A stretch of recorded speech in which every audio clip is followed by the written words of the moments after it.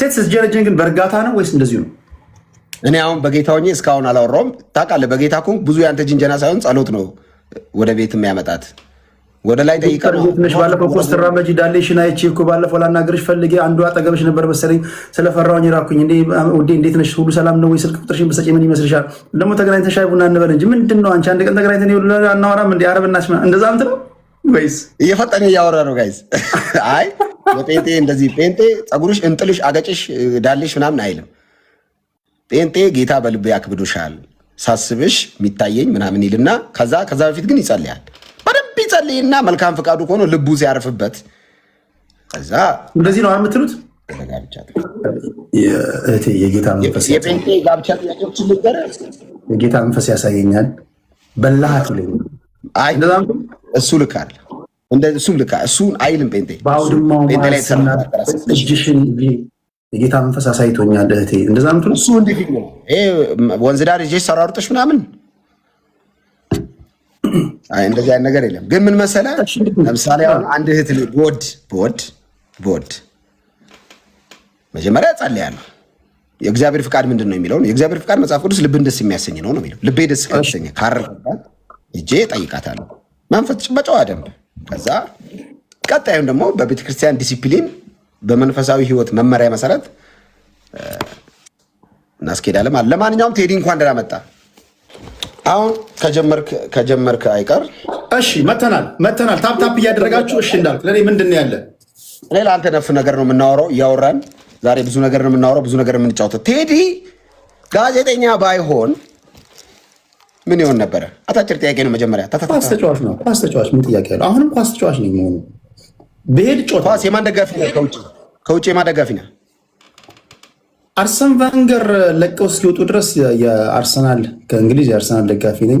በራይካርድ ጊዜ የባርሴሎና ደጋፊ ነኝ። በካርሎ አንቸሎቲ ጊዜ የኤሲ ሚላን ደጋፊ ነኝ። እነዚህ በጣም ደስ የሚያ በቃ ኳሳቸውን ሳይ። አሁን ላይ በ90 ደቂቃ ኳስ ለተጫወተ ቲም ነው የምደግፈው። በቃ 90 ደቂቃ እኔ ኢንተርቴን ላደረገኝ ላሳመነኝ ቲም ደጋፊ ነኝ እንጂ ሙጥኝ ብዬ ምናምን እሱ የቲሙ ከተማ ነዋሪዎች ይደግፉ። እኔ በ90 ደቂቃ የማን ደጋፊ ነህ? ከሀገር ውስጥ በመደገፍ ሳይሆን ሲጫወቱ በመደገፍ ያው ምን ጥያቄ የለውም። የሐዋሳ ልጅ ሆነ ሐዋሳ ከነማን አለመደገፍ አይቻልም። ሐዋሳ ከነማ ከዛ በፊት በጣም ሕፃን እያለን በታሪክ ምናምን ሰማው ሐዋሳ ዱቄት ነበር። ከዛ በፊት እነሱ እንኳን በደንብ አላየሁም። ግን ሐዋሳ ከነማ በቃ የሐዋሳ ልጅ ከሆንክ ምንም ሆንክ ምንም፣ ወላይታ ሆንክ፣ ሲዳማ ሆንክ፣ አማራ ሆንክ፣ ሐዋሳ እንደምታውቀው የብሔር ብሔረሰቦች ከተማ ናት። በቃ ሐዋሳ ከነማ ደማችን ውስጥ ነው ያለው። ያው እኔ አሁን የጨርቃጨርቅ ድሮ አስታውስ የጨርቃጨርቅ ደጋፊ ነበርኩኝ። አሁን ብሔራቸውን አይተው ነው የሚደግፉት። ድሮ እኮ እኛ ከግማሽ በላይ የሐዋሳ ከነማ ደጋፊዎች አማራዎች ናቸው፣ ኦሮሞዎች ናቸው። ሐዋሳ ላይ የኖሩ የሐዋሳ ከተማ ነዋሪዎች ነን። እኛ ቲምን የምንደግፈው ከከተማችን አንጻር ነበር። አሁን ግን በብሔር ምናምን ሆነ፣ በማንነት ምናምን ሆነ። ኦኬ፣ ወደ ሌላ ወደዚህ ወደ ኮመንሊ እንደዚህ ኮመንት ጥያቄዎችን እየጠየቅን ወደ ዋናው ጋይዝ 4 አባ ከዛ እያሸነፍነው ነው የምንሄደው። እሺ ቤስት ስናሸንፈው እየተቀጣጣን ነው የምንቀጥለው እያወራን። አደራ ጋይዝ ሁለት ሰው እሺ እንዳል ጠይቀኝ፣ ማንኛውንም ጥያቄ ጠይቀኝ። በጣም ብዙ ምግብ ተደርድሯል እና አይነ የሚያርፈው ከምግብ ድርድር ውስጥ መጀመሪያ የትኛውን ምግብ ነው የምትመርጠው? መጀመሪያ ዱለት ካለ ዱለት ነው ማነሳው።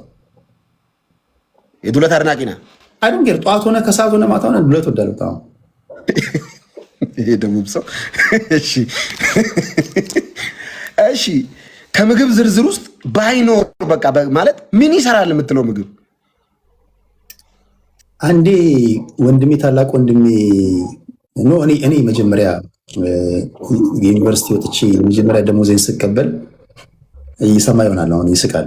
በህይወቴ ማረሰው አንድ ታሪክ አለኝ። ደሞዝ ተቀብዬ ምግብ ልጋብዘው ሄድኩኝ። ሆቴሉን አልነግረህም እና ለመጀመሪያ ጊዜ ያሳመመኝ ምግብ ነበር። በፊት በላ ነበር፣ ካሳመመኝ በኋላ ግን የጠላሁት ምግብ ነበር። ከዛ በኋላ ግን ደጋግሜ የሚበላው ምግብ ሆነ። ተወኝ። ሽታው የሚያስጠላኝ ምግብ ነበርና ክትፎ አልወድም ነበር። አይ ዶንት ኖ ፎር ሰም ሪዝን ምናልባት በሰዓቱ የገባሁበት ሰዓት ምግብ ቤቱ አይ ዶንት ኖ በንጽህና ወይ እንደ አጋጣሚ ይብድነዋል ታመምኩኝና ከሞት ተረፍኩኝ። ከዛ በኋላ ጠላሁት። ከስንት ጊዜ በኋላ ግን እንደ ክትፎ መበላው ምግብ የለም። አሁን ከምንም አይነት ከፕሌት ላይ ይነሳ ምለው ምግብ የለም። ሁሉንም በላለሁ።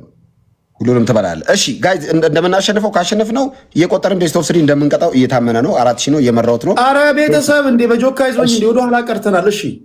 እሺ ቴዲ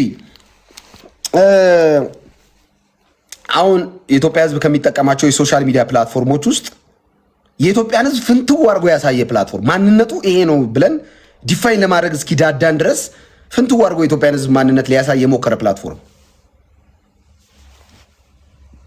እኔ የኢትዮጵያን ሕዝብ በሁለት ነው የምከፍለው። ሀገር ቤት ያለና ከሀገር ቤት ውጭ ያለ ፕላትፎርሙ ላይ ና እኮ ገባኝ። አሁን ፕላትፎርሙ አገር ቤት ሲሆኑ በኃላፊነት ነው የሚጽፉትም የሚናገሩትም። ግን ፕላትፎርሙ ኦቨርኦል የትኛውን አሳይቷል ካልከኝ የእኛን ህዝብ ባህሪ ያሳየ ካልከኝ ሁሉም ሰው እንደሚያውቀው ፌስቡክ ነው። መጀመሪያ ፌስቡክ የሆነ ሰዓት ላይ ለያዥ ለገላጋ ያስቸግረው ነበር።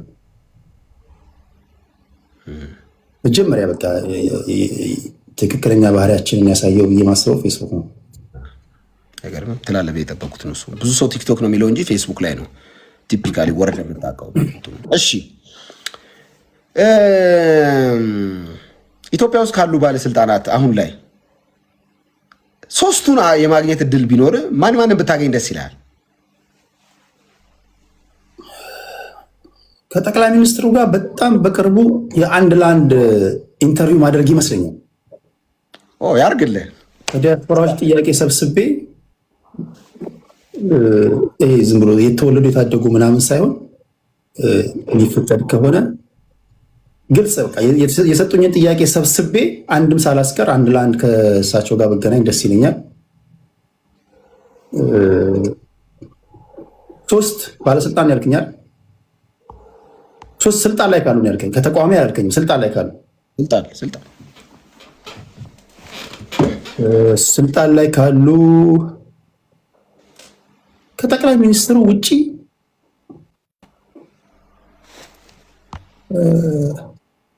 ብታገኝ ያልከኝ ብታገኝ ሁሉንም አግኝቻቸዋለሁ። እሺ ምንም በተለየ ሁኔታ ስል በጣም በተለያዩ አጋጣሚዎች ከተቃዋሚም እኔ እድለኛ ነኝ። ከተቃዋሚም ስልጣን ላይ ካሉ ከሚኒስትሮች ምክር ቤት በለው ከብዙዎቹ ጋር ተገናኝቻለሁ። ይህ ጥያቄ ያው የቀላቀልኩ ነው የምጠይቅህ። ከፈለኩት ነው ፒክ ያደረኩ የምጠይቅህ። ለዝጌው ጋዜ ይህን እናሸንፍና ቤስት ኦፍ 3 የለውም። በሁለቱም ካሸነፍኩ እቀጠዋለሁ። ቴዲ ከብዙ ሃይማኖቶች ጋር ውይይት አድርጋል። ኔሴስ አንተ ቤት ጋብዘ ኦንሊ ጂሰስ፣ ኦርቶዶክስ፣ ሙስሊም፣ ጴንጤ መጥቷል አንተ ጋር በጣም ስትሰማ ልብህን የማረከና እስቲል ነው ልብህን የያዘ ይሄ እውነት ደግሞ ቢነገረኝ የምትለው የትኛው እውነት ነው? ከነዚህ 3ቱ ቤተ እምነቶች ከነገሩ እውነት በዋነኛነት ያወያዩዋቸው በተደጋጋሚ የኢትዮጵያ ኦርቶዶክስ ተዋሕዶ ቤተክርስቲያን እምነት ተከታዮች እና የፕሮቴስታንት እነሱን ነው።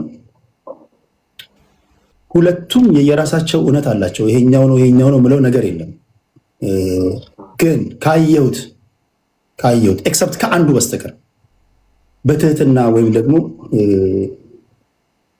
እንደ እምነቱ ተከታዮች ሆነው ታዘው ታላላቆች የሆነው የሃይማኖት ሰዎች ሆነው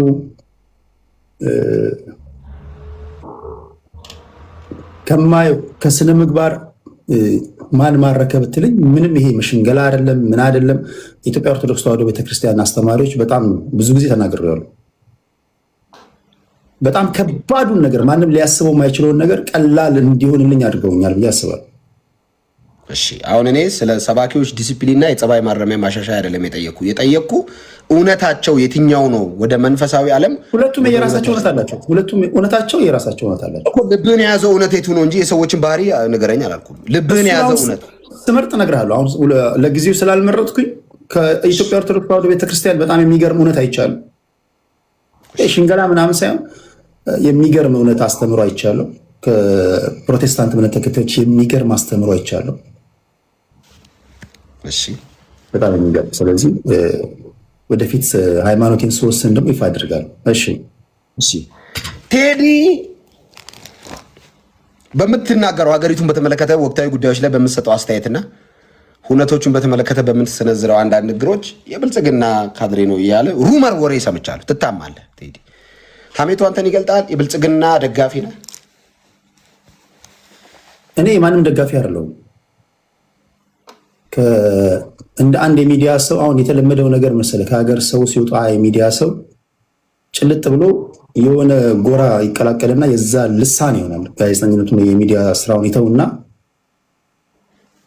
ደምድሞ ነው የሚነሳለ። በቃ የትኛውም አሁን ከስንት አንድ ካልሆነ በስተቀር እኔ አላየሁም። አሁን የሆነ ልሳን ነው የሆነ ስብስብ አባል ነው። እኔ አስቀድሜ ነገሮችን ስለማቅ ከሁሉም ጋር በተቻለ መጠን ሰላም ነኝ ብዬ አስባለሁ። ለምሳሌ ተቃዋሚ ሰዎች መግለጫ ሲያወጡ አስቀድሞ ይልኩልኛል። ለኢንተርቪው ስፈልጋቸው ያገኛቸዋለሁ። ከገዢ ፓርቲ ሰዎች ጋር መልካም የሚባል ቀረቤታ አለኝ። የምፈልገውን መረጃ ጠይቄ ማግኘት እችላለሁ። ሴፍ የሆነ ቦታ ላይ ነኝ ያለሁት። ስለዚህ ከገዢ ፓርቲ ጋር የሚያጣላኝ ነገር የለም። እኔ የሚዲያ ሰው ነኝ። ከተቃዋሚዎች ጋር የሚያጣላኝ ነገር የለም። እኔ የነሱን ነገር ነው ሪፖርት ማድረገው እንጂ የነሱ ታጋ የነሱ ልሳን አይደለም። ቴዲ ብዙ ሰዎችን ጋብዛል። ቤት ላይ ገስት የፖለቲካ አቋም ያላቸውን የብሔር ፖለቲካ አቀንቃኞችን፣ ሃይማኖተኞችን ምናምን ጋብዛል። ምን አለ ይሄ ሰውዬ ቤቴ ገብቶ እች ሴትዮ በምን ቀን ነው ቤቴ የገባችሁ ቲክቶክን አበሰበሰችው ምትላት ወይም ምትለው አንድ ሰው የጋበዝኩባት ቀን የጋበዝኳት ቀን የተረገመችው ምትላት ወይ ምትለው በፊት ማን ነው ማን ምንድን ነው የሚለውን እስካውቅ ድረስ ባህሪያቸውን እስካውቅ ትንሽ እያንዳንዱ ንግራቸው የሚያሳቀኝ ልጆች ነበሩ። ከፖለቲካው ቀስ እያልኩኝ በራሳቸው የመጫወቻ ሜዳ እያሸማቀኳቸው አባሪያቸው አሁን ስነ ምግባር ያላቸውን ብቻ አስቀርቻለሁ ብዬ አስባለሁ። በፊት ግን ከአንዱ አረፍተ ነገር ወደ አንዱ ሊሸጋገሩ ሲሉ የሚያሳቁኝ ሰዎች ነበሩ። ምን ሊል ይሆን ሊሳደብ የተሳቀኩ መሰማላቸው ነበሩ። በግልጽ ምንም ሽንገላ ሳያስፈልገው በግልጽ ጋጥ ወጦች ነበሩ። አሁን ግን አንድም ጋጥ ወጥ የለም። በተለይ ካለፉት 2 ዓመታት ወዲህ ጤናማ የሆነ ውይይት ይሰማሉ እንጂ ይሄ ነው ምለው ፖለቲከኛ የለም። በመሀል ባላቀው ግን አዲስ ተሳዳቢ ሰው ማስጨርስ ምናምን ካለ ምን እንዳወረድኩት ማውረድ ነው፣ እንዳወጣሁት ማውረድ ነው። ምንም የሚከብደኝ ነገር የለም። ይገርማል ቴዲዬ አሸንፈ ያለው አይገርም? አዮ የመጀመሪያ ቅጣት እኔ ማነበው መጽሐፍ ቅዱስ ክፍል ኖ እንዴ በኢንተርቪው መሀል ነው እንደምትቀጣኝ? ኖርማል እኮ ጌም አልገባ ተነጋግረን ነው የገባ ነው። እያወራን ትቀጣለህ። ኧረ ጆካ ይዞ ማሸነፍ እያወራን ትቀጣለህ አላልኩም? በእኔ ቤተሰቦች ብያለሁ። አቶ ቴድሮስ ትልቅ ሰው ነው። እንደዚህ አይደለም እኮ እንደ ቅጣትና ምን አካውንት አለ። እሺ አሁን ትቀጣለህ። በ5,000 ቅጣት 10,000 ከ10,000 በታች ማቅጣት እንዴት ይሆናል? አሁን እኮ እኔ ተመስጬ እኮ ለጥያቄ እኮ መልስ እየሰጠሁ እኮ። እሺ በ10,000 እሺ ከ10,000 በላይ ቅጣት አይሆንም በሚለው ተስማምተናል። እኔ ያው ትቀጣለህ። ይሄን ነግሬሃለሁ። ይሄን በጆካ ይዞ ተቀጣ ይለኛል እንዴ? እሺ እየጠየቅኩ መብት ነው ፋሚሊዎች ጊፍት እንዲሰጡ ማድረግ። እሺ 10,000 ከገባ ትቀጣኛለህ። እሺ ትቀጣለህ። በቃ ባንድ ቤስት ኦፍ 3 አይደለም 10,000 ከሆነ ባንድ ጌም ነው። እሺ ይቀጣል። አሜን ነው። እሺ ቴዲ መጽሐፍ ቅዱስ አንብበህ ታውቃለህ? የኢትዮጵያን ቁጥር ለመጀመሪያ ጊዜ የእኛን ቁጥር ያወቅሁት መጽሐፍ ቅዱስ ሳነብ ነው እና የተክለ ጻድቅ መኩሪያን የኢትዮጵያ ታሪክ ሳነብ ነው እና መጽሐፍ ቅዱስ አነባለሁ በደንብ። ስለ ጌታ ኢየሱስን ታውቀዋለህ መጽሐፍ ቅዱስ ካነበብክ ማለት ነው? ወይ ደግሞ ስለሱ ሰምተሃል ወይ ደግሞ የሚነገረውን ሰምተህ ታውቃለህ? በራሴ እንግዲህ በራሴ ደረጃ በራሴ የንባብ እንትና ከምሰማው ምድር ኃያላን ብላ ከደረደረቻቸው ሰዎች አንጻር ወይም ደግሞ ምድር አንቱታን ሰታቸው ጣሪያ ላይ ከወሰዳቸው ሰዎች አንጻር ኢየሱስን ይሄ ነገሩ ለየት ያደርገዋል፣ ለንጽጽር አይቀርብም የምትልበት ፖይንቱ የኢየሱስ ደስ የሚል እሱ ስለሱ ስታነብ ወይ ደግሞ እሱን ሰምተህ በጣም ያስገረመህ ነገር? እኔ ከኢየሱስ የሚገርመኝ ተከታዮቹ ጋር የሌለ ስለ ኢየሱስ የሚናገሩ ሰዎች ቁጡ ናቸው፣ ኃይለኞች ናቸው፣ ትዕግስት የላቸውም። የሚሰብኩት ኢየሱስ ግን በጣም ትዕግስተኛ ነው፣ ትሁት ነው። እኔ በጣም ባስበው አልመጣለኝ ነገር ነው። ተቀበለው የሚሉ ኢየሱስ እና ተቀበለው ብሎ የሚነግር ሰውዬ የሰማይና የምድር ልዩነት አላቸው። ሰው ስለ ኢየሱስ አይገርመኝ። በተረፈ ግን ሁልጊዜ ስለ ኢየሱስ ሳስብ 4 ነገሮች አሉ። የመጀመሪያው ኢየሱስ የሞተ አስነስቷል፣ ሞቶ የተቀበረ አስነስቷል፣ የታመመ ፈውሷል፣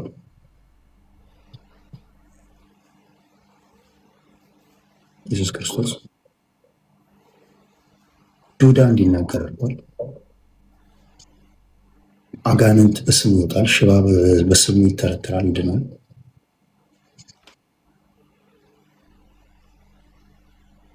ኢየሱስ በጣም ከሚገርመኝ ከሰራቸው ድንቅ ነገሮች በተጨማሪ ለማስተማር የሚጠቀማቸው ቃላቶች በጣም ይደንቀኛል። ለምሳሌ ገበሬ ጋር ሲሄድ እያንዳንዱ ሙያ የራሱ ቋንቋ አለው። ለምሳሌ ዶክተሮች መሀል ስትቀመጥ በሕክምና ተርሚኖሎጂ ነው የሚጠቀሙት። እነሱ ላይገባ ይችላል። ዶክተሮች ጋር ሄደህ በእግር ኳስ ቋንቋ አትነጋገርም። እግር ኳስ ተጫዋቾች ጋር ስትሄድ በእግር ኳስ ቋንቋ ነው የምትነጋገረው። ሁሉም ነገር የራሱ ቋንቋ አለው። ኢየሱስ በሄደበት ቦታ ሁሉ ማህበረሰቡ እንዳለበት ነባራዊ ሁኔታ ቋንቋቸውን ይጠቀማል። ለምሳሌ ገበሬ ጋር ሲሄድ በግብርና ቋንቋ ይጠቀማል። ዘሪ ዘር ሊዘራ ወጣ ይላል። አሳ አጥማጅ ጋር ሲሄድ አሳ በማጥመድ ምሳሌ ይሰጣቸዋል። ግብር ሰብሳቢዎች ጋር ሲሄድ በግብር ሰብሳቢ በታክስ ቋንቋ ያወራቸዋል። ነጋዴ ጋር ሲሄድ በንግድ ቋንቋ ምሳሌ ይሰጣቸዋል። ኢንድ ሪዘልቱ ምንድን ነው? ሰዎች እንዲገባቸው እንጂ እንዲወሳሰብባቸው አይደለም። ዓላማ ሰዎች እንዲገባቸው ከሆነ ሊገባቸው በሚችል ቋንቋ ማስተማር እንዳለብህ ራሱ ይነግራል። ገበሬው ጋር ሄደህ በምህንድስና ቋንቋ በኢንጂነሪንግ ቋንቋ ብትናገር ቃሉ ትክክል ሊሆን ይችላል፣ ገበሬው ግን አይገባውም። እና እንደየቦታው እንደየሁኔታው የሚጠቀማቸው ምሳሌዎች ራሱ በጣም ይገርመኛል። በጣም በጣም በጣም ነው የሚደንቀኝ። እሺ መለስ እያደረኩ ደግሞ ልጠይቅ። የሐዋሳ ልጅ ነህ እንግዲህ። የሐዋሳ እኔ በጣም ነው የምወዳት። የደቡብ ልጅ እንደመሆነ መጠን ድሮ የክልል መቀመጫ ከተማም ከመሆኑ አንጻር እንመጣ ነበር ለሽርሽር። ራሱ በአመት ምናምን አንድ ጊዜ ፋሚሊ ወስደን ነበር። በተለይ ትምህርት ቤት ስናልፍ ምናምን ሐዋሳ ነበር። የሐዋሳ ልጅ ነህ እና የሐዋሳ ልጅነት ምን የተለየ ነገር አለው ቴዲ?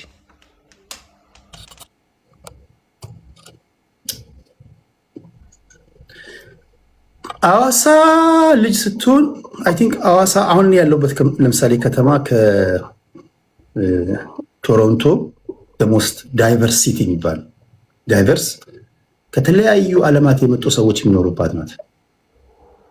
ማን የከተማው ነዋሪ የሚለውን አታውቅም። ቻይናው ፖሊስ ነው።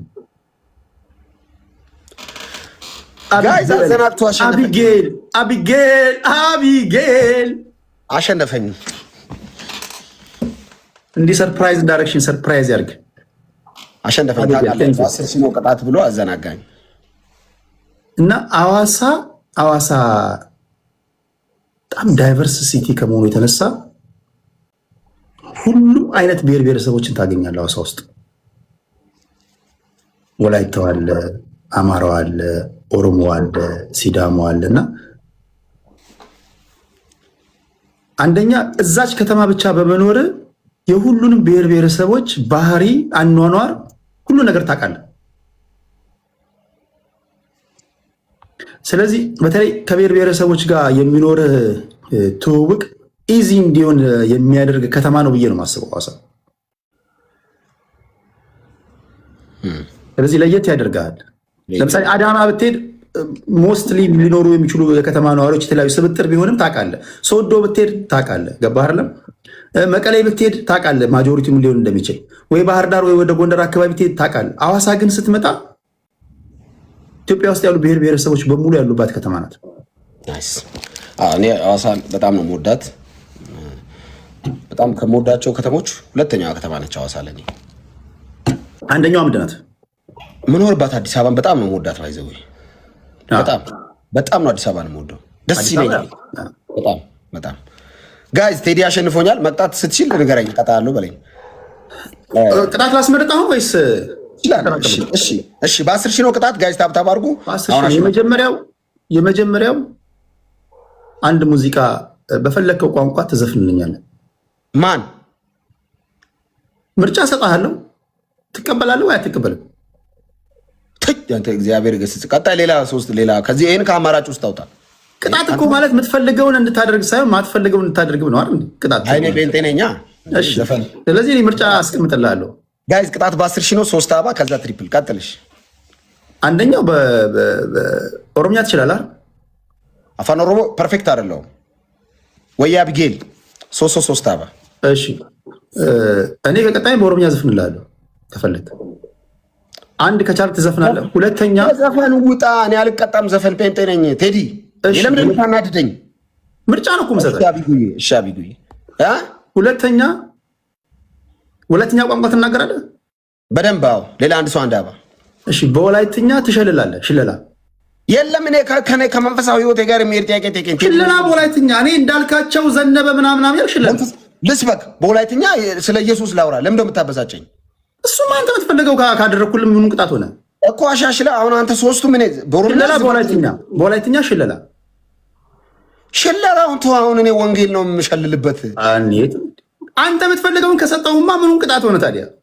ምን ብዬ ነው የምሸልለው በወላይትኛ? አይ ዶንት ኖ። ሽለላ ሰምተህ አታውቅም እንዴ? አንተ ባህር ዳር እንዴ ተማርክ? ሽለላ ዘፈን ነክ ነገር አለው። ሰው ማሞገሻ ነው። ጴንጤ ደግሞ እኛ መስማት እንፈልጋለን። አሁን የኔ ቤት ሰዎች መስማት ፈለግን። በቃ ናፈቀን። በወላይትኛ ሽለላ ጴንጤ ሰው አያወድስም፣ ሰው አያሞግስም። ለሰው ሙገሳ አልሰጥም። እሺ ፈጣሪህን አሞግስ በሽለላ ደስ ነው የሚለኝ። በቃ ብቻ በሽለላ ትሆን ይሆንልን። አዎ በሽለላ ሆኖ ነው ወላይትኛ ሆኖ ጌታን ከፍ አሁን ሪትሙን እንፈልጋለን። የሽለላን ታውቃለህ አይደለም? ከዛ ዜና ንባብ እንዳታደርገው። ኤኒ ጊፍት ስትሪፕል አይመለስም አብዬ። ኤኒ ጊፍት ስትሪፕል። እሺ ወላይትኛ እሺ ትሪፕል ነው ቤተሰብ፣ ትሪፕል ነው። እስቲ ምናሴ እኮ ተንኮለኛ ልጅ ነው፣ እያዋጣ ነው። ሁሌ አይደል እንደሚሸልልብን እያለ ነው። እሺ ምናሴ ዋቆ ጉቶ ጌታ ይገስጻል። እሺ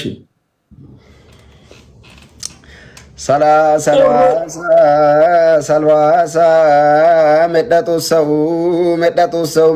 ሰው ማይዳም ፔሌተራ ማስቃሊያን ካከተራ ነሱታ ጉሰራ ኑና ፓታጦ ሰው ማይራሚ ነው የሱሰው ነና ጎይኔትስ ነና ሰቤትስ ነና ቦንቼትስ ኔፒያራ ኑ ጎይኒያ ሲባ ኑ ዘመሪያ ሲባ ኔኒ ውባፔ ቦላኔ ሚኔው ግዲዮጋ ጦቃ ግዲዮጋ ኑንካ ኤሪቾስ የሱሳ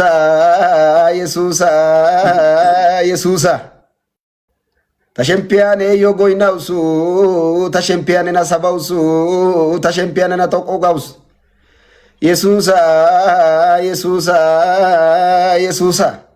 ሰልዋፔ ወዳ ቡዴናው ሚሪካሊራጎ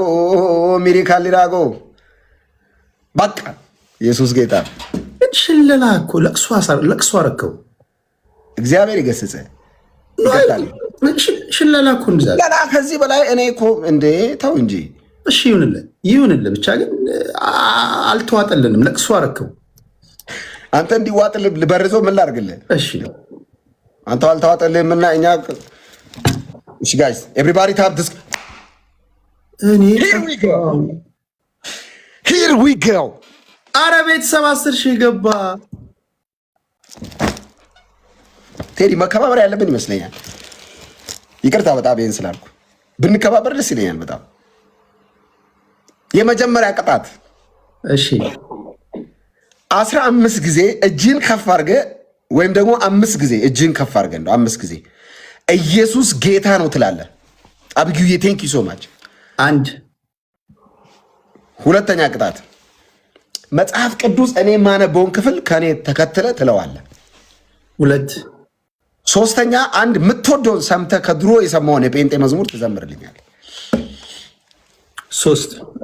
ሶስት ነገርኩ በቃ እኮ ምንድን ነው የምትለኝ?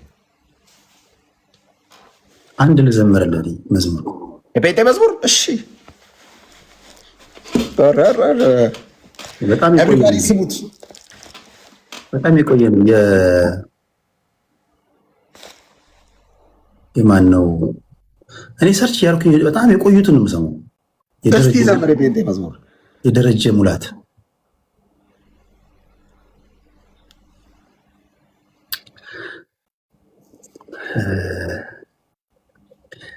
ሻለቃ አምሳ አለቃ ከፍ ዝቅ ቢያደርጉትም ግድ የለውም ዳዊት አይበርደው አይሞቀውም። የንጉሥ ዘር ለማግባት አያገለግልም። ከተማና ገጠር ጸባይ አይቀይርም። ብቻ እግዚአብሔር ይክበር ዳዊት ደስ ይለዋል። ያ መንፈስ በእኔም ላይ ዘርን ቆጥሮ መጥቷል። ከዘር ነው እንጀራ ሲታደል ቃል በልተን ያደርነው ከዘር ነው።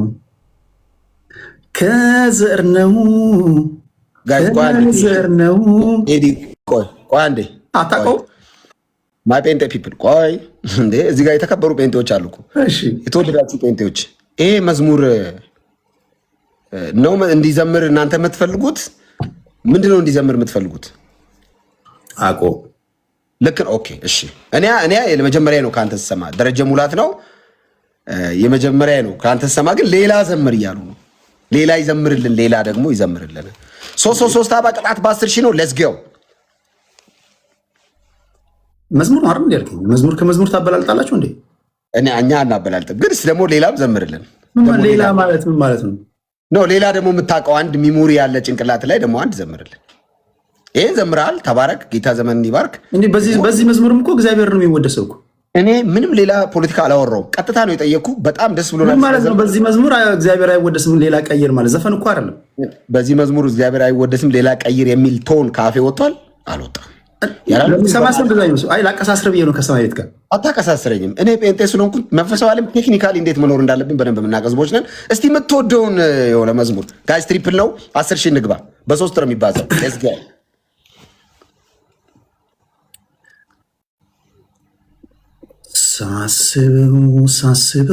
ሳስበው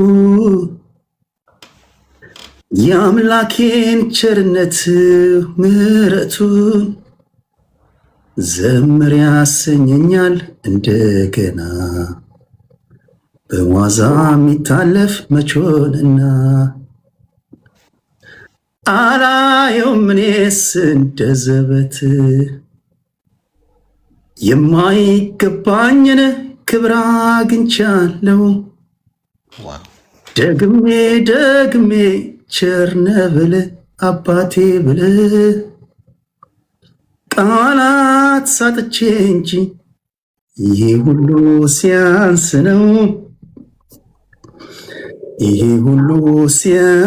ነው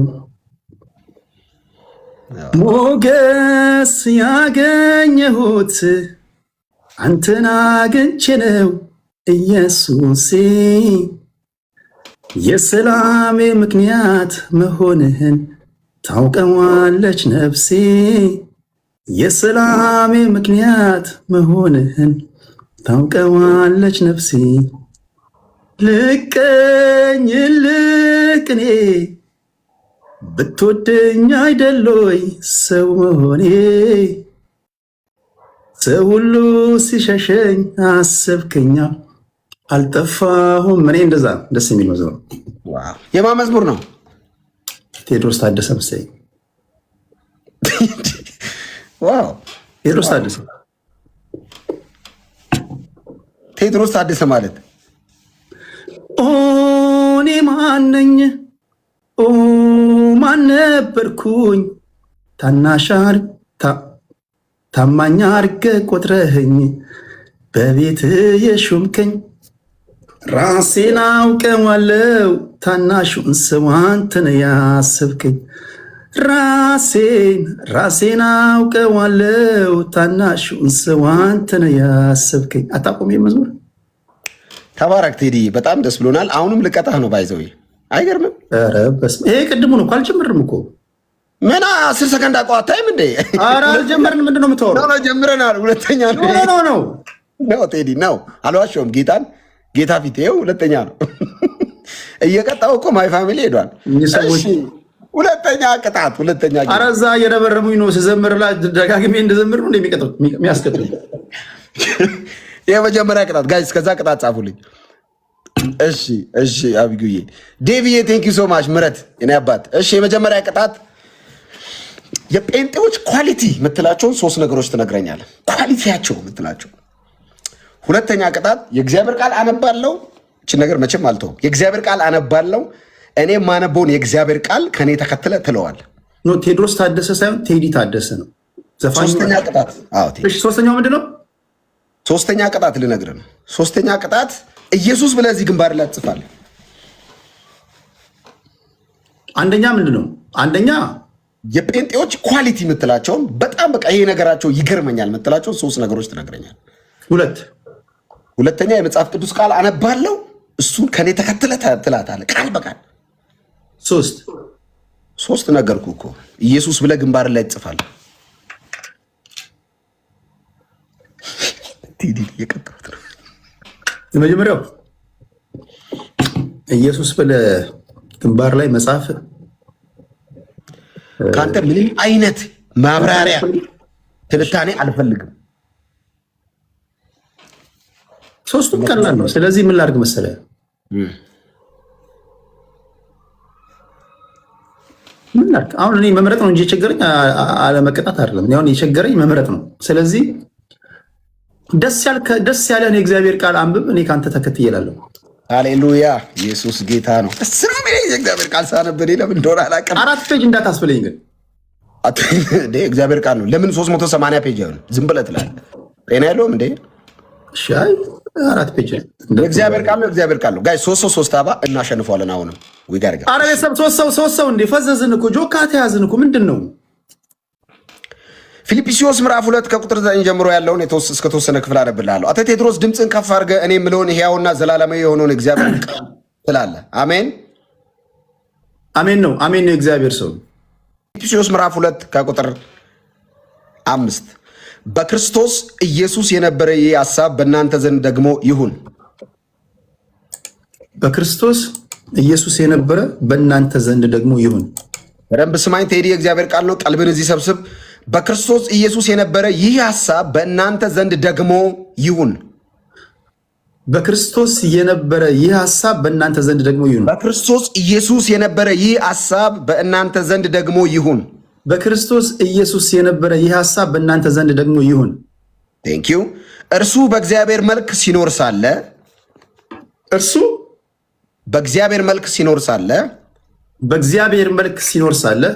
ከእግዚአብሔር ጋር መተካከልን መቀማት እንደሚገባ ነገር አልቆጠረውም።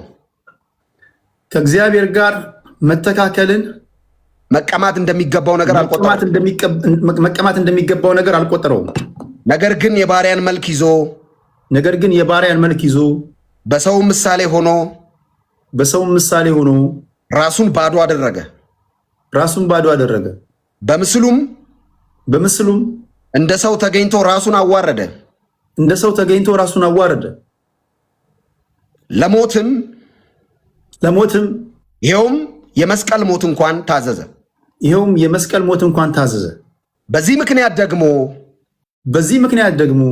እግዚአብሔር ያለ ልክ ከፍ አደረገው።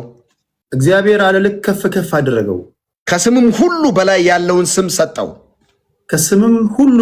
ስም ሰጠው። ይህም ስም በሰማይና በምድር ከምድር በታች ያሉት ሁሉ በኢየሱስ ስም ይንበረከኩ ዘንድ ምላስም ሁሉ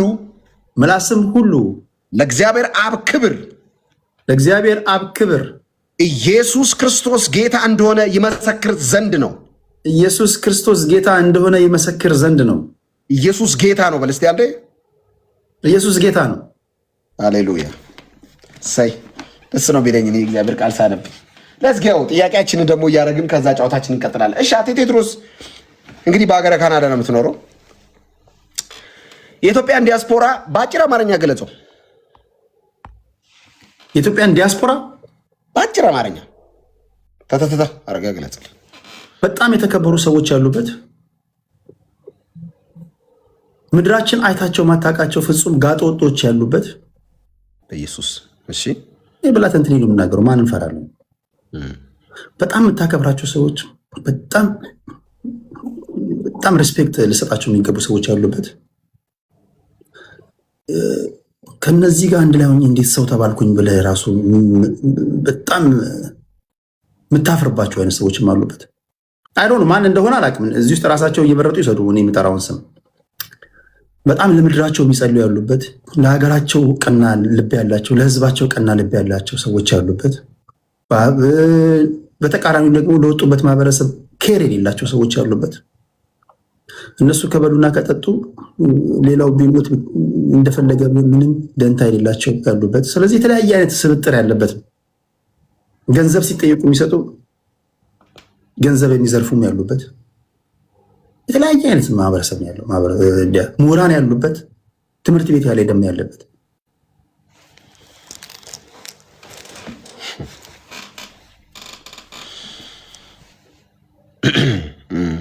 ኦኬ እሺ፣ ሀሳብ ልደርብ ነበረ ይቅር። እሺ ኤኒያው ቴዲ እንቀጥላለን ከአንተ ጋር። ምናልባት ከቴዲ እዚህ ቲክቶክ ላይ ሰሞኑን በዚህ 3-2 ቀን ከቲክቶክ ክሬቲቭ አዋርድ ወዲህ ያየሁት ቴዲን እሱ ቴዲ ላይ ጥያቄ ማንሳት ፈልጋለሁ። ለራስ የምትሰጠው ግምት የሚገርም ነው። ሰዎች ለንጽጽር የሚያቀርቡ ጊዜ ደስ አይልም። ቴዲ ነው ብለህ ታምናለህ እና እገሌ ሲሉ ምንድን ነው እገሌ ማን ነው? እኔ ቴዲ ነኝ ትላለህ። በራስ መተማመን ነው ወይስ ሌሎችን ቫሊዩ ማሳጣት ነው? እኔ ለሌሎች ከፍተኛ ቦታ ስለምሰጥ ነው ራሴ የማከብረው። የመጀመሪያ ለራሱ ክብር የሌለው ሰው ሌላውን ሊያከብር አይችልም። ራሴን ባላከብር አንተን ላከብር አልችልም። ሁለተኛ እኔ አለኝ ብዬ ማስበው የራሴ ብቃት አለኝ፣ ለራሴ የሚገባኝ። ለምሳሌ አሁን ኢትዮጵያ ውስጥ አንድም ቀን ያነበበ ነገር ያነበቡትን አካፍለው ማያውቁ ሰዎች ተጽዕኖ ፈጣሪዎች ናቸው። ውሸት ነው እውነት ነው? አንድም ቀን ማህበረሰብ አወያይቶ አያውቁም። ያነበቡትን አካፍለው አያውቁም።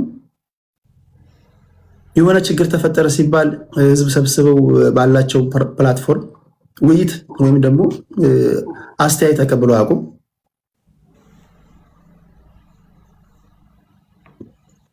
እነዚህ ያነበቡትን ከሚያካፍሉ ህዝብ ከሚያወያዩ መሬት ላይ ስላለው ነገር ኤቭሪ ሲንግል ዴይ መረጃ ከሚሰጡ ሰዎች ጋር ማነጻጸር ፌር ነው ብዬ አላስብም። የተገላቢጦች ስለሆነ ነው እንጂ ተጽዕኖ መፍጠር ካለባቸው እነዚህ የህብረተሰብ ክፍሎች ናቸው ብዬ ነው የማስበው። እንዳለመታደል ሆኖ ግን ኢንፍሉዌንሻል የሚባሉትና ቀይ ምንጣፍ ላይ ተነጥፎላቸው የሚራመዱት እነዚህ ናቸው። እኔ በዚህ አልስማማም። እኔ ከነዚህ ጋር ልታወዳድረኝ ከተነሳ እኔ ልቆጣ እችላለሁ። ያ ፌር አይደለም ማለት እንትን አይደለም። ለሌሎችም አሁን ልሂቃኖች የሚባሉ ልሂቃኖች አሉ በሀገራችን። ልሂቃኖች የተገፉበት የተናቁበት ጆሮ ማይሰጣቸው ዘመን ላይ ያለ ነው። ምንም ደግሞ ማያውቁ ደግሞ ቀይ ምንጣፍ ላይ ሄዳሉ። ልሂቃኖች ጥግ ላይ ተቀምጠው ስማቸው እንኳን አይነሳም። የምስክር ወረቀት እንኳን እንዲሰጡ ስማቸው አይጠራም። ስለዚህ በስነ ጽሁፌ ትራንስፈር ኢፒቴት እንደሚባለው የቦታ መቀያየር አለ። አላዋቂዎች ይሸለማሉ፣ አዋቂዎች ይዋረዳሉ። አላዋቂዎች ጥጋብ ንፍት አድርጓቸዋል፣ አዋቂዎች ተርበዋል። ምን ጥያቄ አለ? ስለዚህ ይሄን ደግሞ በተቻለ አጋጣሚ ሁሉ በማገኘው እድል ዝም ብዬ እናገራለሁ፣ ልቦና ያሳየኝን። ግን ያን ስል ሌሎቹን በመናቅ ሳይሆን ክብር ለሚገባቸው ሰዎች ክብር እንስጥ ከሚል ነው። እዚሁ ላይ ያይዘ ሀገሪቱ ማንን እያከበረች ነው? በአጭር አማርኛ አሁን ላይ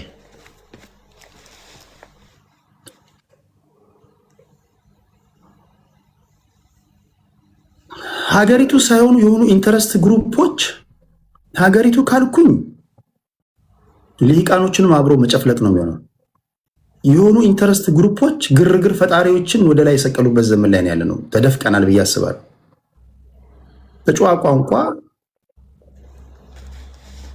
ለማኞች ተጽዕኖ ፈጣሪ የሆንበት፣ ለማኝ ስል ገንዘብ የሚለምኑ ሰዎች። አሁን እኔም ለምሳሌ ገንዘብ እየለመንን ነው እዚህ። ምንም መልኩን ምንም መልክ መቀባባት ምን አያስፈልግም። ጌቤት ጨዋታ ነው ኦፍኮርስ። በቃ አለቀ። እነዚህ ገንዘብ የሚጠይቁ ሰዎች ተጽዕኖ ፈጣሪዎች ናቸው። ቀይ ምንጣፍ ላይ ይራመዳሉ፣ ይሸለማሉ። ስለ ሕክምና ያነበቡትን የሚያካፍሉ፣ ስለ ምህንድስና ያነበቡትን የሚያካፍሉ፣ ማህበረሰብን ይጠቅማል ብለው ስላሰቡት ነገር አንብበው ሪሰርች ሰርተው 20-30 ሰው የሚያድምጣቸው እውቀታቸውን የሚያካፍሉ ሰዎች ግን ቴንኪ እንኳን የሚላቸው እንኳን ቀይ ምንጣፍ ላይ ልናራምዳቸው ይቅርና ማህበረሰብን ለማነጽ ስለምታደርጉት አስተዋጽኦ ከልብ እናመሰግናለን እንኳን የሚል ምስጋና እንኳን አይቀርብላቸውም። አላዋቂዎች ተከብረዋል፣ ተሸልመዋል፣ ዙፋን ላይ ቁጭ ብለዋል። ይሄ ነው ያለው ነባሪነት። ይሄን ግን የሚያደርጉት ኢንተረስት ግሩፖች ናቸው እንጂ ሀገሪቱ አይደለችም። እኔ አሁን በሶሻል ሚዲያ የ130 ሚሊዮን ህዝብን ዲፋይን የማድረግ እንትን ላይ አልደረስኩም። ግን ሶሻል ሚዲያ ላይ ያለው ኮሚኒቲ ራሱ ምንድን ነው የሚፈልገው? ማንን ነው የሚያየው? ማንን ነው አፕሪሺየት የሚያደርገው? ለማን ነው የሚያጨበጭበው? የማን ፎሎወር ነው? ኦኬ ሌትስ ጎ። ሲምፕል ምሳሌ ላምጣልህ። ለምሳሌ ዩቲዩብ ላይ ወይም ቲክቶክ ላይ አንዳንድ ቪዲዮዎችን ብታይ የኢትዮጵያ የሕክምና ባለሙያዎች የመድኃኒት እጥረትን በተመለከተ ከመንግስት ጋር ውይይት አረጉ የሚል ቪዲዮን 300 ሰው ነው የሚያየው። እንትናና እንትና እንትን ሆቴል ራት ጋብዟት ከንፈሯን ሳመ 3 ሚሊዮን ሰው። ማህበረሰቡንም ያዝልኝ። ሶሻል ሚዲያ ላይ ያለው ምንድነው ማየት የሚፈልገው? እና ቲክቶከሩም ዩቲዩበሩም ለዚህ ኮሚኒቲ የሚፈልገውን ነው የሚሰጠው። አሁን ይሄ ሶሻል ሚዲያ ላይ ያለው ሰው የሚፈልገውን እየሰጠ ጀግና ሆነ መቀጠል ይቻላል። የምትፈልገውን እየሰጠ ታች ሆነ መቀጠልም ይቻላል። ምርጫ ያንተ ነው። አይ እኔ አቋም አለኝ የራሴን ይዤ እቀጥላለሁ እንጂ ነገሮች ሲቀያየሩ የሚቀያየር አቋምና ማንነት የለኝም ብለህ የምትቀጥል ከሆነ መብት ነው። የእንትና ዳይመንድ ፌክ ነው ኦሪጂናል ነው 6 ሚሊዮን ሰው ዩቲዩብ ላይ። የኢትዮጵያ ገበሬዎች የማዳበሪያ እጥረትን በተመለከተ ቅሬታ አሰሙ ኢቲቪ ዜና 500 ሰው። አርሶ አደሩ በቂ የትምህርት ልጆች በቂ የትምህርት ሁኔታ እያገኙ አይደለም 100 ሰው። አርቲስት እንትና ቀለይት 6 ሚሊዮን ሰው።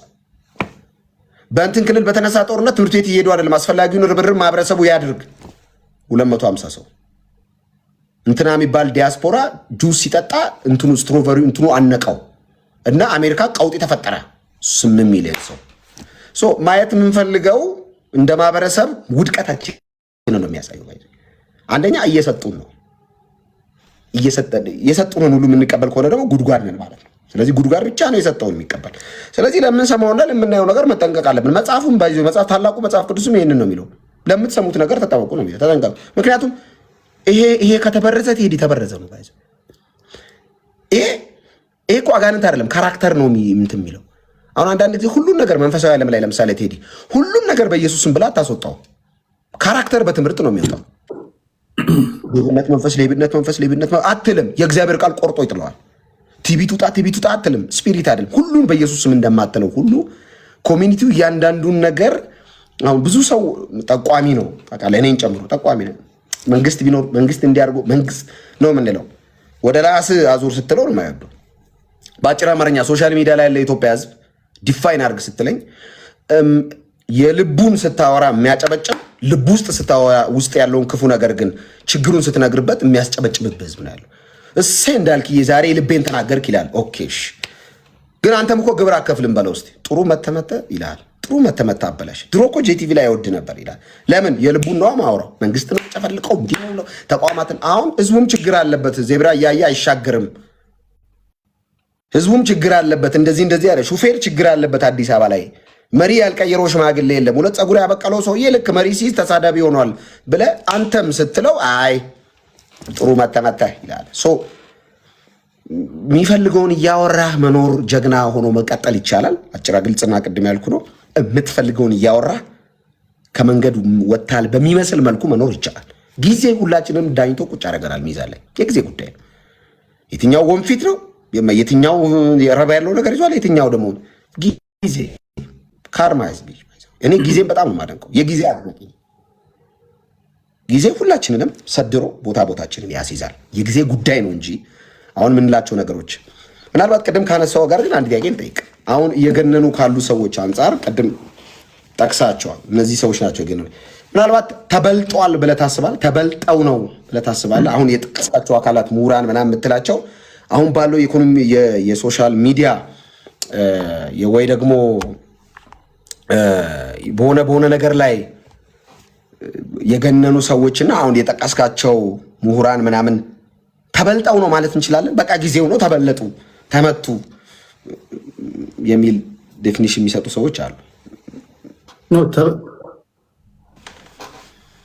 እኔ አሁን ለምሳሌ እነዚህ ታዋቂ የሆነው ተጽዕኖ ፈጣሪ የሆኑ ሰዎች ለምን ተጽዕኖ ፈጣሪ ሆኑ ወይም ደግሞ ለምን ታዋቂ ሆኑ የሚል እንትን የለኝም። መሆንም አለባቸው። እኛ ሀገር ምንድን ነው መሰለ ክላስ የሚባለው ነገር ተደበላልቋል። አሁን አንዳንድ ጊዜ መንጋ ውስጥ የምታገኛቸው ለወትሮ አሰላሳይ ሀሳብ የምትላቸውን ሰዎች ሆኖ ታገኛለህ። ፈንጠር ብለው አሻግረው ያሉ ምናምን የምትላቸው ሰዎች ከመንጋው ባልተለየ የሆነ ሂስ ሰጥ ቀንተ ነው ይላል ሊቁ። ቀንተ ነው የሚል ከሊቅ አንደበት አይወጣም አይደለ? ወይም ደግሞ አሰላሳይ የምትለው በአመክንዮ ነው የሚያምነው ሊቅ።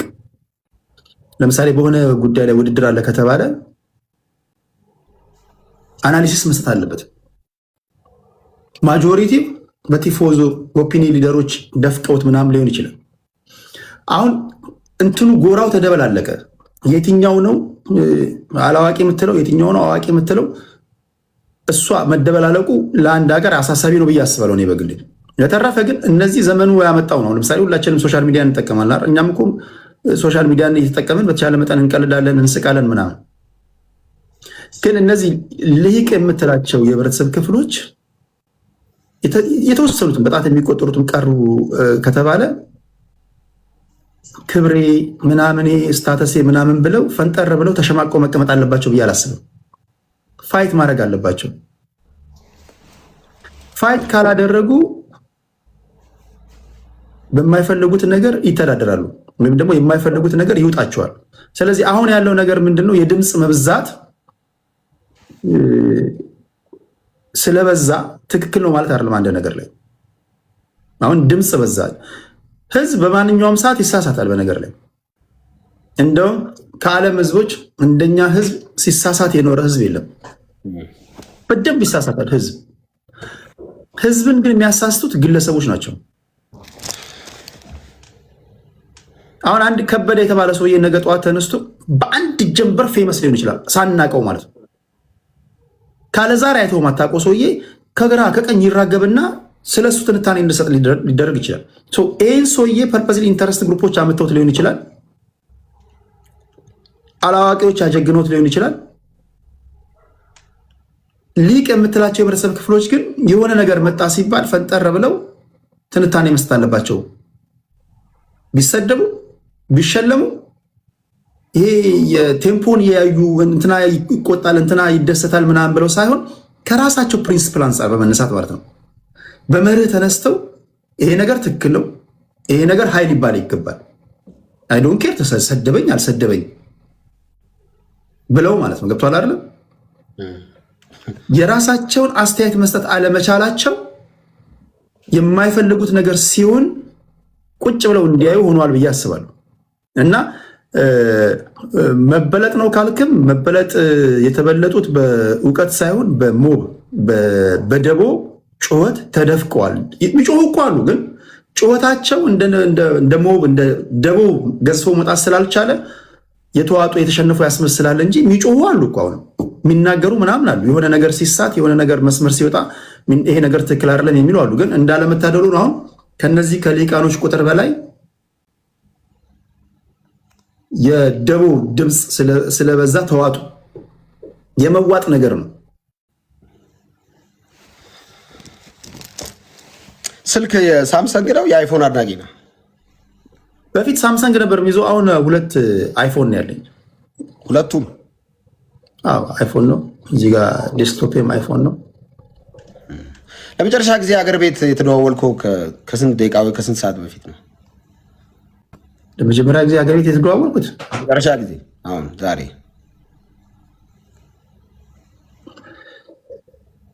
ጠዋት ማሚላ ደውሎልኝ ነበር።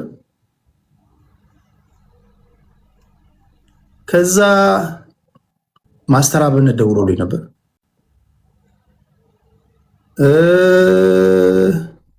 ብዙ አርቲስቶች ደውሉ፣ ካሙዙ ደውሉልኛል።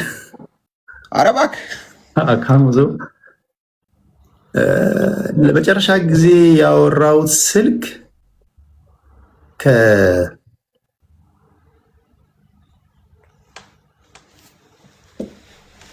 አሁን ልገባ አካባቢ ካሙዙ ደወለልኝ። የደወለልኝ በምንድን ነው መሰለ? በሙዚቃ ጉዳይ አንድ ጥያቄ ጠይቄው ነበረ። ከሙያ አንጻር እንዴት ይታያል ምናምን ብዬው ማለት ነው። ለምሳሌ አንድ ሰው ዝም ብሎ ድምፅ ስላለው ብቻ ግጥምና ዜማ ይዞ ከመጣ እንዴት ነው ከሙዚቃ አቀናባሪዎች አኳያ ታቀናብራላችሁ ምናምን ብዬ ጠይቄው ነበር። ለዛ ኤክስፕላኔሽን ሊሰጠኝ አጠር ላለች ላይቭ ልገባ ነው ምናምን ብዬ ዘጋውን። ከሱ ጋር ለመሸፈን ጊዜ አውረት ከሱ ጋር ነው። ቴዲ ኒውትራል ነው ወይስ ደግሞ ባላንስ የሚያደርግ ሰው ነው?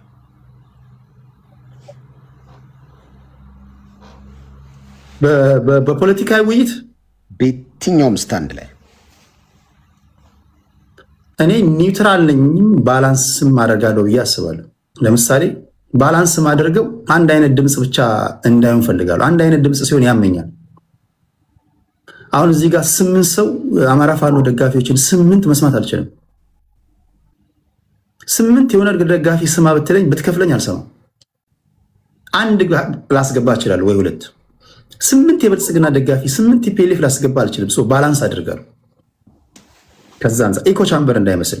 ከዛ ወደ ኒውትራልነት ስትመጣ የአንዳቸውም ደጋፊ ስላልሆንኩኝ አስሎንጋስ ስድድብ ካልሆነ ህግ የመጣስ ነገር ካልሆነ በስተቀር አደምጣቸዋለሁ። ስለዚህ ኒውትራል ካልሆንኩኝ ህዝቡ ይፈርዳል። ይሄን ለምን አልክ ምናምን ለምለው በሀገሬ ጉዳይ ማንም ቢባል ዚሮ ቶለራንስ ነው ያለኝ። በተረፈ ግን በዶሜስቲክ ፖለቲካው በሀገሬ ጉዳይ ማንም ለምን አይሆንም። እችን ታል ፍራቻ የለብኝ። እችን ታል 0 ነጥብ ምንም የሚቀርብኝ ነገር የለም። አገሬን ምክንያቱም አገሬን ያለ ሰው ሲያፍራ ይቻላል። በተረፈ ግን የዶሜስቲኩን ፖለቲክስ የፋኖ ደጋፊዎች መጥተው የፈለጉትን ቢናገሩ የሚቆረቁረኝ ነገር የለም። ኦነግ መጥቶ ቢናገር የሚቆረቁረኝ ነገር የለም። ብልጽግና ቢናገር የሚቆረቁረኝ የለም። ቲፒኤልኤፍ ቢመጣ የሚቆረቁረኝ ነገር የለም። ስለዚህ እኔ ኒውትራል ነኝ ብዬ ነው የማስበው።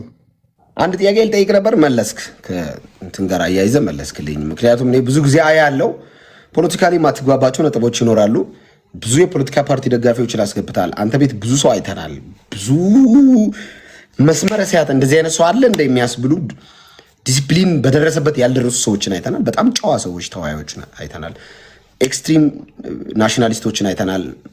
ብሔርተኞችንም አይተናል። እንደገና የአንድ ፖለቲካ ርዕዮተ ዓለም ለማራመድም ያሰቡ ሰዎችን አይተናል። ደግሞ ከዘመኑ ጋር የዘመኑ በአመክንዮ የሚተቹ ሰዎችንም የሚደግፉ ሰዎችንም አይተናል። ሲሪየስሊ ግን ከአንተ ያጤንኩት ነገር አገር ላይ ናሽናል ኢንተረስት ላይ በጣም ፊት ለፊት ነህ እና በጣም ትገርመኛለህ። ብዙ ሰው አስገብተሃል፣ ግን ናሽናል ኢንተረስት ሲሆን ካስገባቸው ሰዎች ሁላ ተቃራኒ ነው የምትሆነው። አይቻለሁ። በተለይ የሀገር ጥቅም ጋር በተያያዘ ሀገሪቱ ጥቅም ታገኝባቸዋለች ብለህ ባሰብከው በየትኛውም ጉዳይ ኢኮኖሚያዊ ይሁን ፖለቲካዊ ይሁን ኢቭን ዲፕሎማሲያዊ ኮሚኒኬሽኗን በተመለከተ ሀገሪቱን ዜሮ ያስገባል ብለህ የምታምንባቸው ነጥቦች ላይ ከሀገሪቱ ሳይድ ነው የምትቆመው እና የትኛውም የአካል የፖለቲካ ኢንተረስት አለው። ኢንተረስት ቢኖረውም በሀገር ጉዳይ ላይ ግን ኢንተረስቱ ነው የሚያስቀድመው። ለምን ሀገሪቱ በአፍጥሞ አትቆምም? እንትና ይምጣ፣ ለምን አጋንንት አይሆንም ብቻ የሚሉ ሰዎች አሉ። ይሄ ጭፍን ኤክስትሪም ጥላቻ ስር የሰደደ ማለት ነው። ያንተ ግን ባላንሲንጉን ሁሌ ያንተን ኒውትራልነትን የማስበው እንደው በዚያ አጋጣሚ ልንገርህና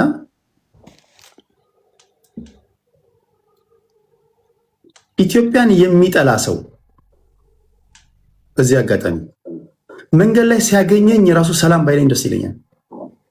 እሺ እነግራቸዋለሁ። ማለት ሰው የሰውን ልጅ አይጠይፍም። ኢትዮጵያን የሚጠላ ሰው በጣም ነው የምጠየፈው። አንድ ጊዜ አሳምሬ ልድገመው ይሄን ንግግር ኮራ ብዬ። እሺ ቀና በልኮ ኮራ ብዬ። ኢትዮጵያ ሀገሬን የሚጠላ ሰው ለእግዚአብሔር ሰላምታ አይደለም ቀና ብሎ እንዳይ። እሺ እጅግ በጣም ነው የምጠይፈው። በተረፈ መንግስትን ቀይረው አይ ዶንት ኬር። በለስ ከቀና ብልጽግና አሯርጣ አባረውና ቀይረው ግን ሀገርን በመውደድ ሀገራችን ዞሮ መግቢያችን ናት። የብዙ ሚሊዮኖች ወገኖቻችን መኖሪያ ናት። ቢከፋን የምንሄድባት ናት። ቢከፋቸው ብዙ ወገኖቻችን የሚሄዱባት ናት። መንግስትን ማናጅመንቱን ቀይረው በፈለግከው መንገድ መንግስትን ስቀይር ግን ሀገርን ወደን ይሄ ውዴታ ምናምን ተለማምጠህ ምናምን አይደለም፣ ግዴታ ነው። አትወድም ሀገርህን፣ ስለ ኢትዮጵያ እንዳታወራ ውጣ ለቀ፣ ወይም ደግሞ ስለ ሀገራችን እንዳታወራ። በተረፈ ግን መንግስትን እንደፈለግ ቀያየር። አንተም ትመጣለህ፣ ስልጣን ላይ ትወጣለህ። አንተን የሚቀይርህ ይመጣል፣ ይህም ይቀየራል ምናምን። አገር ግን ትቀጥላለች፣ ትኖራለች። ወፍራም 4 ነጥብ ታስቀምጣለህ መጨረሻ ላይ። ወፍራም 4 ነጥብ ተቀምጧል። ኢትዮጵያ ሀገሬን የማይወድ ቢኖር በአፍጠሙ ይደፋ አይነት ነገር ነው ቴዲ የተናገረ ያለው ንግግር እና በሌላ አማርኛ ምን ማለት ነው? እኔም ደግመዋለሁ። ሀገሬን በጣም ነው መወዳት። ጴንጤ ሀገሬ በሰማይ ነው ይላል። ግን የምኖርባትን ሀገር መሬት ርስት እወዳለሁ፣ ደስ ይለኛል። ሁሉም ኢትዮጵያዊ ተከባብሮ፣ ቋንቋ ተከባብሮ፣ ሃይማኖት ተከባብሮ ባል እኔ ታውቃለህ የፌዴራሊዝም አቀንቃኝ ነኝ። በእኩልነት ማምን ነኝ። ማንም የፈለገውን የማድረግ መብት አለው ብዬ ማምን ሰው ነኝ። ብድግ ብሎ አንዱ ጴንጤ ሙስሊም መሆን መብቱ ነው፣ አይመለከተኝም። ምንድነው ከአንተ የሚጠበቀው? ወንጌል መሰክርለታለሁ። ይሄ እኮ ነው እውነቱ ብዬ እነግረዋለሁ። አይ መብቴ ነው ካለ መብቱ ነው። ሰዎችን በፍላጎታቸው ማከበር ሰው ነኝ። ይሄ አመለካከት ከብዙ ሰው ጋር አጋጭቶኛል። ግን መንጋ አልወድም እኔ ቴዲ። ያው እገሌ ተስማምተው ስላወራ እንዴ አርደህ ትደፋኛለህ? አይመለከተኝም። ይመቸኛል ወይ ነው ሀሳቡ። ከራሴ ምቾት አንጻር አይቼ ነው ማስኬድ። የዘላለም ሕይወት አይሰጠኝ። እኔ ኢየሱስን ብቻ ነው እሱን የምከተለው፣ እሱ ያለውን የምሰማው። ከዛ ውጭ እሺ ቴዲን እናሸንፈዋለን። ጌማችን የተጫወትን ቴድሮስ ሐዋሳ አሸንፍ ያለው አይደል? አላሸነፍከኝም እስካሁን 10 ሺህ አረ ቤተሰብ ምንድነው የማንኪያ ነገሮች ናቸው። እሺ ሰቀልኩ እኮ ፒክ ላይ ነው ሰቀልኩ። አሁን ትሪፕል ነው። ወደ ዋናው እኮ ስላልገባን ብዬ እኮ ነው። እኔ እኮ ቴዲ ይቻላል፣ ስንገባ ይቻላል። እሺ ጠይቀኝ። አሁን 2 ጥያቄ ጠይቀና ከዛ ደግሞ ደስ ያለን ጠይቀኝ፣ እኔ መልስልሃለሁ። ቴዲ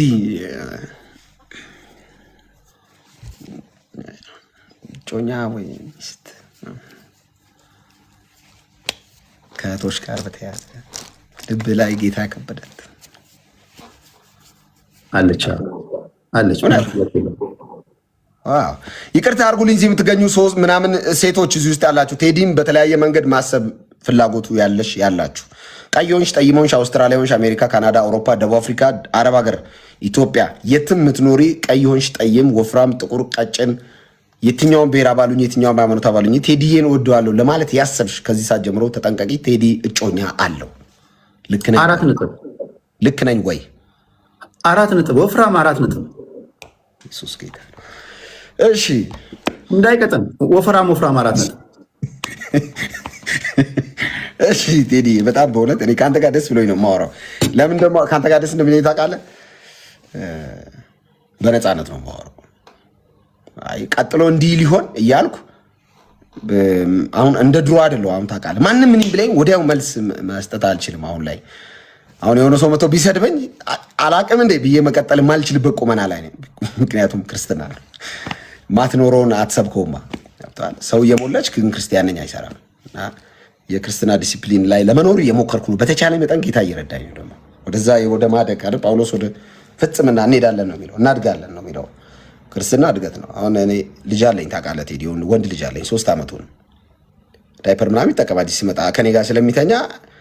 ግን ልጄ በ15 ዓመቱ ዳይፐር ቢጠቀም በጌታ ከሆንክ በኋላ የወለድከው ነው ወይስ ከዛ ፊት? ከዛ ፊት በጌታ ከሆንኩኝ ገና 2 ዓመቴ ነው። ኦኬ። እና አብሮኝ ነው የምተኛው። ለምሳሌ 3 ዓመቱ ነው ዳይፐር ያደርጋል። ግን አላመንክም ነበር? በጌታ እስክትሆን ድረስ አላመንክም ነበር? አያምኛለሁ እንዴ? አምነህ ነበር? አዎ ልጅ ቁስል አይደል አይካድ እኮ እንዴ። እከካ አይደለም እኮ ልጅ። ኦኬ እሺ ልጅ እንዴ በደገምኩ እና ከወለድኩ በኋላ ነው ልጅ ደስ ያለኝ። ባይዘው ወይኔ ደስ ሲል እና ልጄ በ15 ዓመቱ ዳይፐር ቢያደርግ እደነግጣለሁ። ወይ ቀንጭሮ ይሆን ወይ አስተዳደጉ ተበላሽቶ ይሆን እላለሁ። ክርስትናም እንደዛ ነው። በእግዚአብሔር ቤት 20 እና 30 ዓመት ቆይተ ዳይፐር የሚያደርግ ሕፃን አስተሳሰብ ካለ አወላለድህ ነው ቼክ የምናደርገው ሄደን። በጌታ ሆነ ፕሮሰስ ከሌለ እድገት ከሌለ እንዴ ማቹር ማድረግ አለበት። አሁን ብዙ ሰው ክርስትናን ከፍጽምና ጋር ያያይዛል። ክርስትና ጉዞ ከፍጽምና ጋር አያያዝም። ቴዲ ከምን ጋር ነው የሚያያዘኝ? ከፐርፌክሽን ጋር አይደለም፣ ከማቹሪቲ ጋር እድገት ነው። ፐርፌክት ማ ኢየሱስ ነው። እሱ ነው ፍጹም። ግን እናድጋለን ነው። አሁን ገና ጌታ እንደተቀበልክ ቶሎ ያልተውካቸው ሱሶች አሉ፣ ይታገለዋል። ኦፍኮርስ አንዳንዱ ሰው ሐሜት ቶሎ አይለቀውም። አንዳንዱ ስርቆት ቶሎ አይለቀውም። እሱ በምን ይለቀዋል? እያደገ ሲመጣ። ልጅ አልጋ ላይ መሽናት ያቆመው በስንት ዓመቱ ነው? በ5 ዓመቱ። ለምን አቆመ? አደጋ። እያደግ ትተዋቸዋል። ስፒሪቹዋል ዓለም ላይ ፕሮሰስ ኢዝ ቤስት። እግዚአብሔር የፕሮሰስ አምላክ ነው ታውቃለህ፣ አስማተኛ አይደለም። አሁን ብዙ ሰው እግዚአብሔርን ከአስማት ጋር ባንክ ቡክን አምጣ 50 ሺህ ብር ገባ፣ ይሄ አጋንንት ነው። እግዚአብሔር አስማተኛ አምላክ አይደለም፣ ታምራዊ አምላክ ነው። አስማት ዲመን ነው። እግዚአብሔር በታምር ነው የሚያኖረው። ታምር ይሰራል ኦፍኮርስ።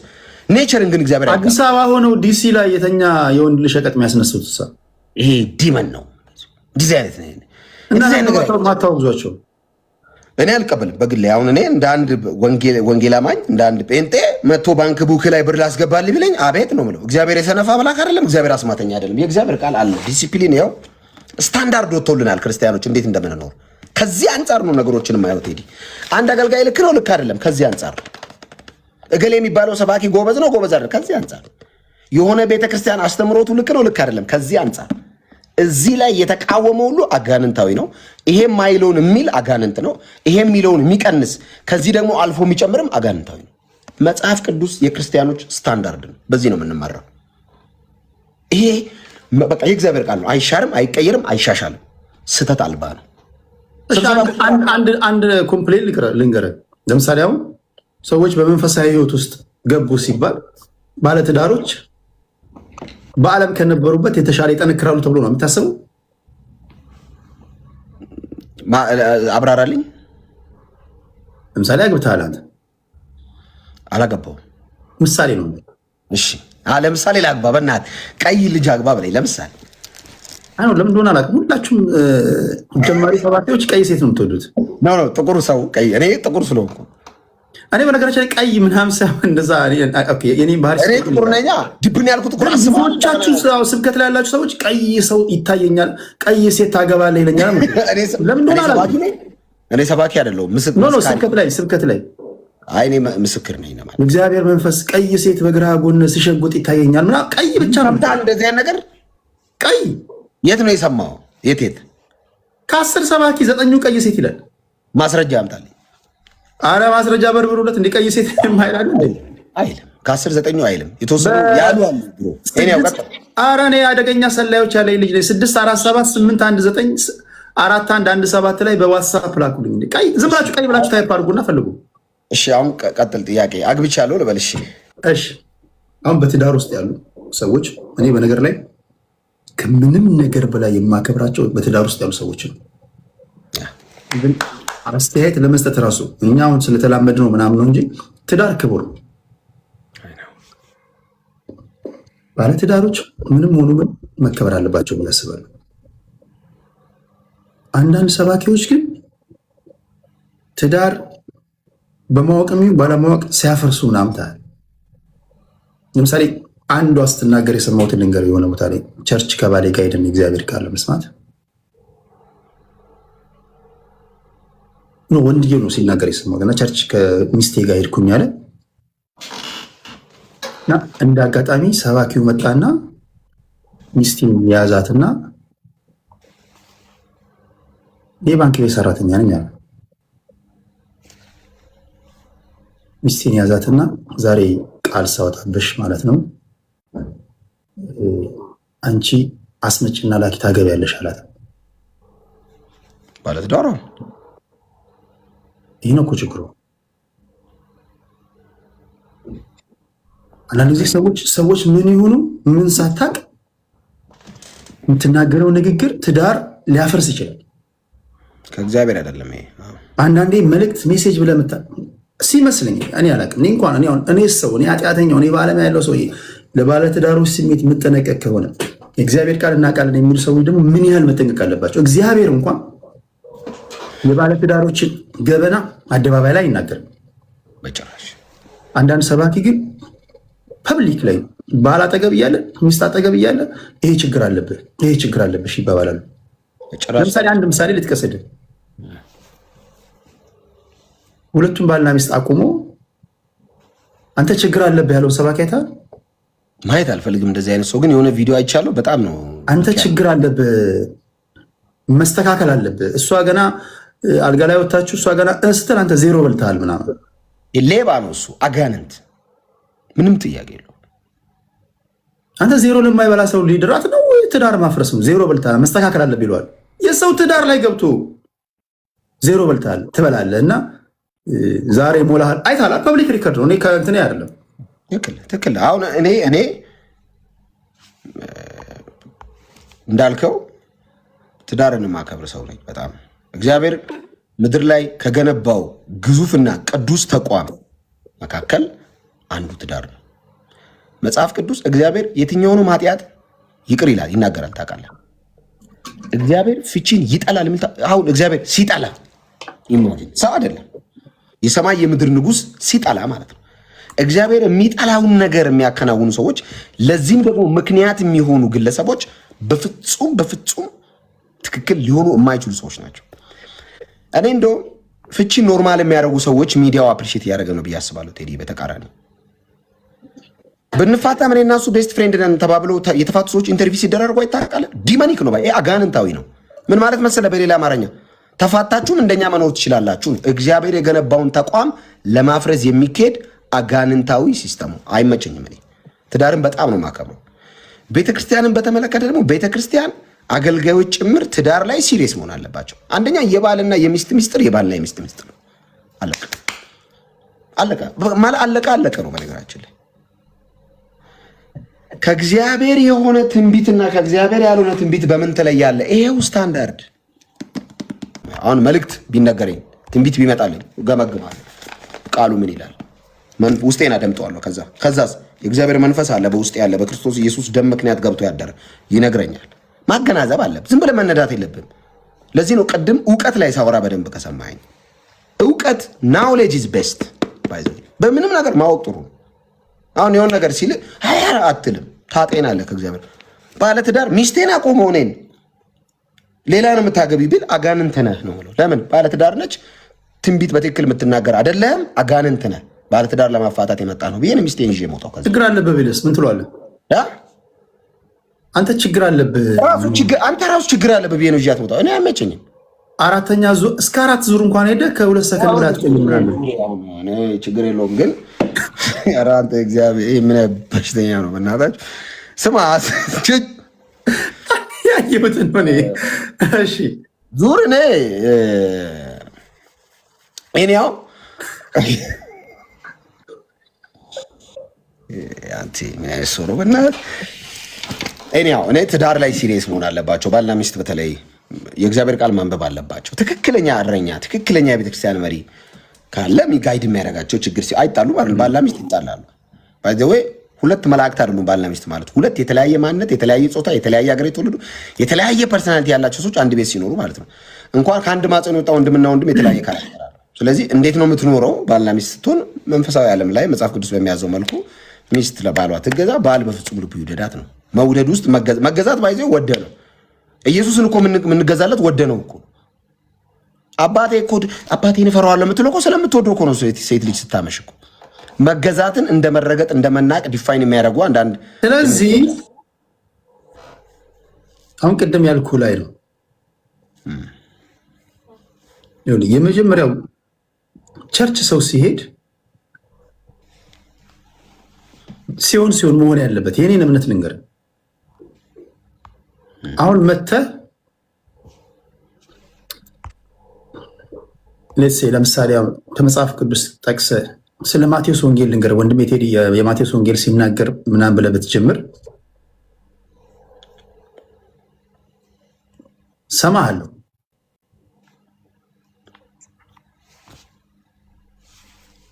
ግን አልቀበልህም። ያስደነግጣል። መብት ነው አለመቀበል። ማልቀበልህ ለምንድን ነው መሰለህ? መጀመሪያ የማቴዎስ ወንጌልን እኔ ማንበብ አለብኝ።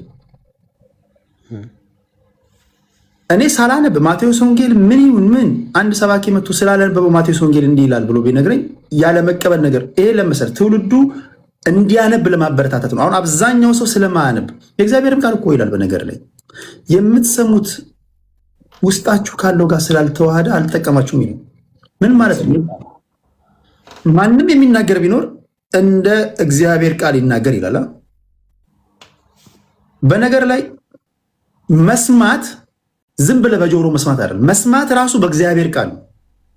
በእግዚአብሔር ቃል ለመስማት መጀመሪያ አስቀድሞ የእግዚአብሔር ቃል እውቀት ውስጥ ሊኖር ይገባል።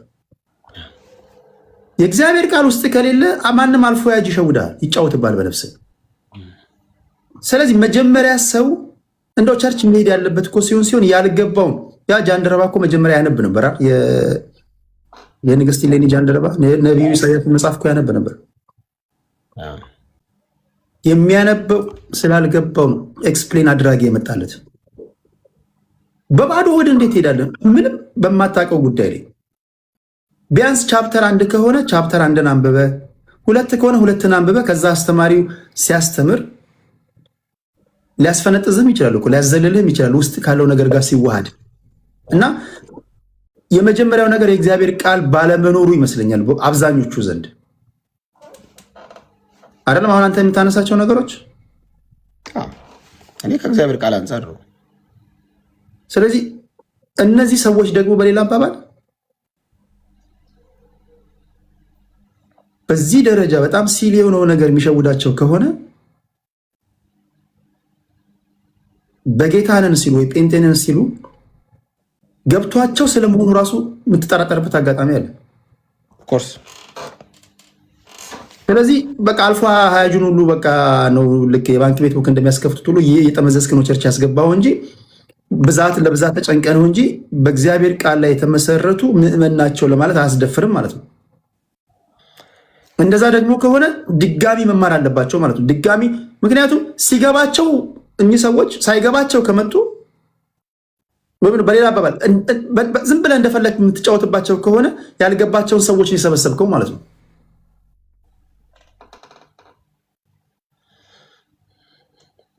እኔ እንግዲህ ሰው የእግዚአብሔርን ቃል ማወቅ አለበት ብዬ አስባለሁ።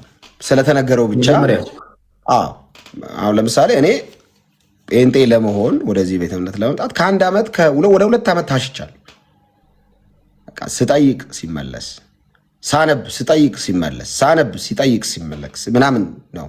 አሁን አንተ የእግዚአብሔር ቃል መጀመሪያ ውስጥ ስላለ ምንም ነገር ቢናገሩ በእግዚአብሔር ቃል መረምራለሁ አልክ። እዛ ደረጃ ላይ ደርሳል ማለት ነው። አሁን እዛ ላይ የሆነ ትንቢት ቢያመጣልኝ ኦኬ፣ ግን የእግዚአብሔር ቃል ምን ይላል እንጂ ዝም ብዬ አላምን አይደለም።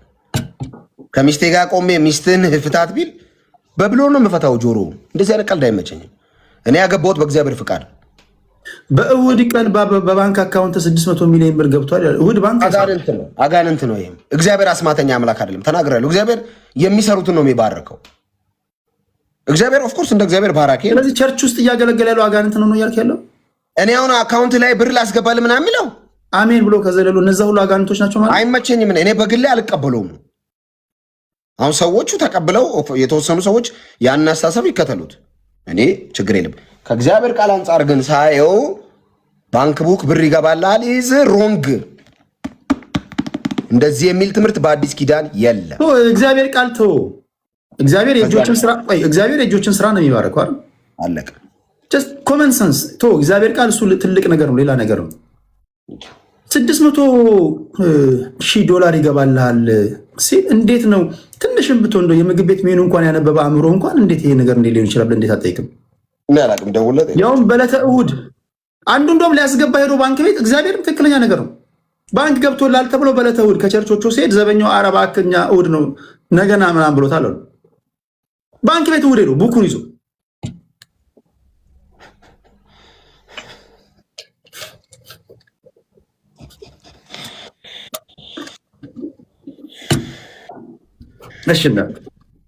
ክርስቲያን መመሪያው ይሄ ነው። ይሄን ያነባል፣ በዚህ እውነት ላይ ተመስርቶ ይኖራል። የእግዚአብሔር ቃል የመጨረሻ ስታንዳርዳችን ነው። ከዚህ ተነስተን እንኖራለን።